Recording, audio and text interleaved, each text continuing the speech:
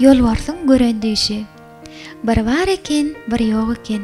Qadim zamanlarda bir qarry yolbars ýaşaýan eken. Ol ýaşaýan tokoýnyň şahy eken. Yolbars ýaş wagty ören güýçlidi, edermenni. Hiç kim oňaýdanny iki gaýtalatmazdy. Emma qarrandan soň yolbarsy diňleýän ýokdy. Yolbarsyň keypini gaçyrýan zat onu haýwanlaryň äsgermezligi däldi. Yolbars öňküsi ýaly awlap bilmeýändigine gaýnanýady. Günleriň birinde garry yolbars tokoýa awlamaga çykypdy. Yolbars azyrak aýlanandan soňra olja tapyp bilmeýän mazaly ýadapdyr. Ýadawlykdan halis bolan garry yolbars bir çaýyrlykda uklap galypdyr. Ol ýatyrka düş görüpdir.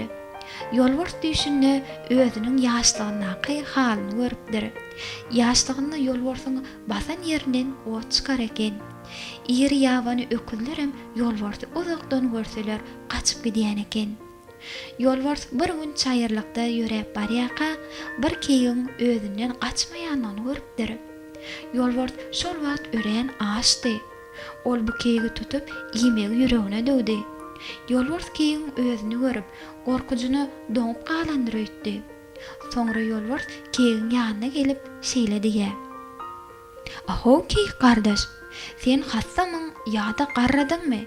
Näme boldy? Näme üçin tokoýyň şahyny görüp gaçmadyň?" "Keýik, men hassa hem däl, o diýen garraba maramok. Onsoň näme üçin men tokoýyň şahyny göremde gaçaýyn?" diýipdir.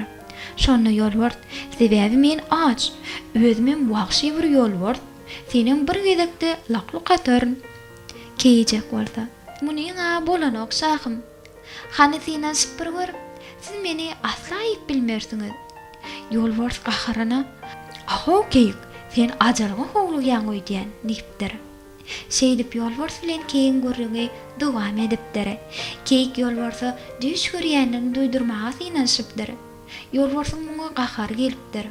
Ozalam garny eljek diýip duran yolbars, "Iň soňky dileňiz" diýip penjesini galdyryp urmakçy bolupdyr.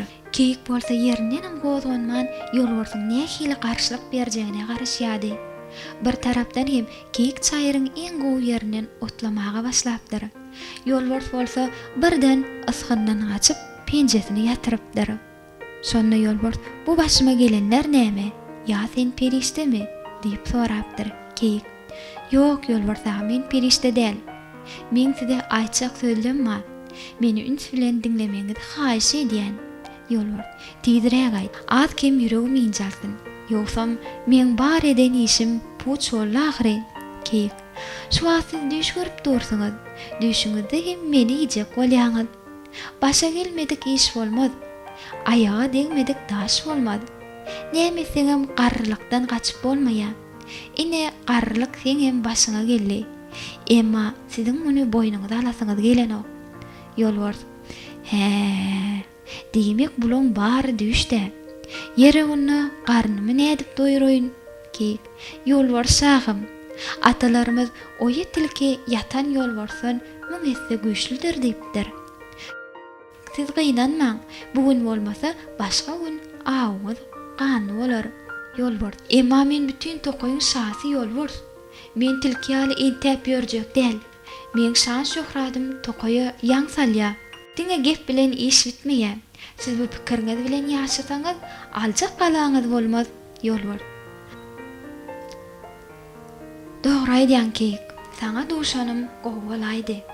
Garratam beýikde ýatma ýel alar, pesde ýatma sil alar" diýipdi. "Bu düşmaňa ullakan sapak boldy. Dünýäm giňedi. Mundan soň garrylygam, açlygam meni gorkuzyp bilmez. Şu günden başlap men janymy gaýgyrman soňky demmeçenni işlejek." Keýjek, "Siz dogry ýol salganlygyňyz. Yolbarsa mert bolup dogry ýoldan ýöremek ýaraşýar. Dogrylyk mydama ähli ýerde öz orny tapýandyr."